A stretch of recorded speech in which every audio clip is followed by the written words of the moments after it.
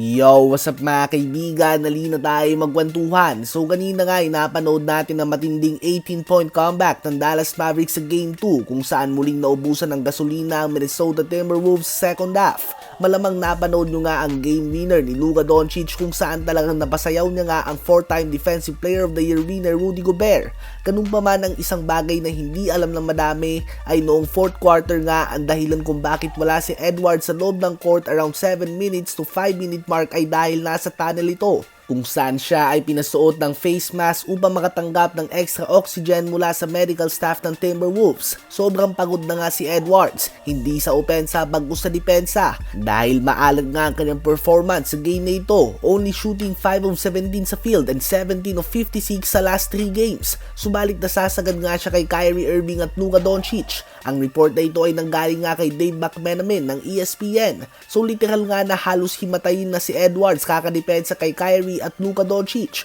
to the point na kinailangan niya pa ng extra oxygen upang makahinga ng matino. Hindi din nakatulong na nasagad nga sila sa Denver Nuggets kung saan kinailangan pa nila ng 20-point comeback upang makuha ang panalo sa Game 7. Kung magpatuloy na ganito ang performance si Edwards at kakapusin siya palagi sa hininga, hindi na nga nakakagulat kung wawalisin nga sila ng Dallas Mavericks sa next 2 games. Ano ba masasabi nyo tungkol dito? Habang isa naman sa mga random stat ngayong playoffs, si Pascal Siakam ay ang unang player sa kasaysayan ng NBA na nakapagtala ng 50 points sa first 2 games ng conference finals without attempting a single free throw. Nagtala nga siya ng 28 points kahapon at 24 points naman sa game 1 for a total of 52 points. Dahil nga sa stat na ito ay mas naalarma lang nga ang mga fans na nagsasabi na naluluto daw ang bakbakan ng Pacers at ng Celtics in favor of Celtics mga kaibigan.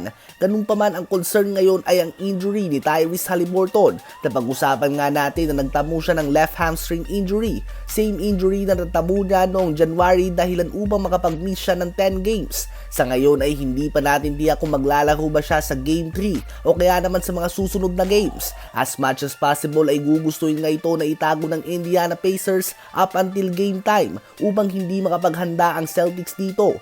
Ganun pa man kung sakaling out man siya o kaya naman hindi 100% kung maglalaro man ito, another star nga ang mawawala sa daan ng Celtics. Noong first round nga ay Miami Heat na walang Jimmy Butler ang nakalaban nila. Sa second round ay out buong series si Jarrett Allen at out naman si Donovan Mitchell sa games 4 and 5.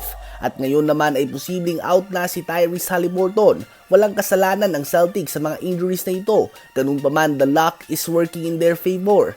Sinasabi nga ng madami ay kailangan mo ng magagaling na mga players, coaches, front office members at solid na fanbase upang magkampiyon. Well, isa pang underrated factor ay ang luck o swerte. Ano ba masasabi nyo sa daan ng Celtics ngayong playoffs?